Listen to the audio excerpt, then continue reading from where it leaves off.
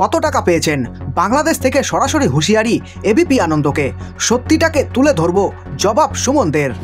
LPG গ্যাসে বড় স্বস্তি, 300 টাকা পর্যন্ত সস্তা হলো গৃহস্থলী গ্যাস সিলিন্ডারের দাম। আরজি করকাণ্ডে এবার দ্বিতীয় চার্জশিট, বড় পদক্ষেপ নিতে চলেছে সিবিআই।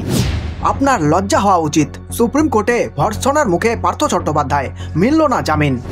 ভারতে আস্থা নেই, পাকিস্তানের সঙ্গে সুসম্পর্ক রাখতে বিরাট উদ্যোগ বাংলাদেশের।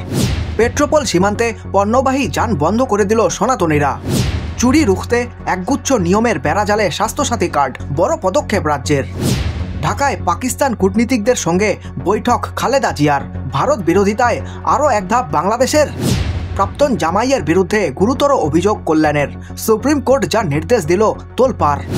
আরজি করের আন্দোলন অতীত, এবার বাংলার বিরোধী রাজনীতি লাভের হিসেব কষছে বাংলাদেশে। সিভিক ভলেন্টিয়ারদের সন্তানদের জন্য 3000 টাকা বৃদ্ধি, মমতার নতুন উদ্যোগ। ফের গোটা দেশকে চমকে দিল আইআইটি খড়গপুর, 2 দিনে চাকরি হলো 800 জনের, মিলল 2.14 কোটির প্যাকেজ। মিলবেই ডিএ, এবার নয়া চাল বাংলার সরকারি কর্মীদের। কতটা চাপে মমতা সরকার?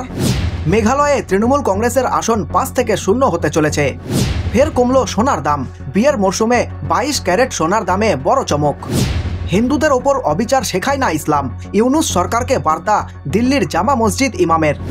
দ্বিতীয় আফগানিস্তান হতে চলেছে বাংলাদেশ, মহিলাদের ওপর ফতেয়া জারি করল কট্টরপন্থীরা।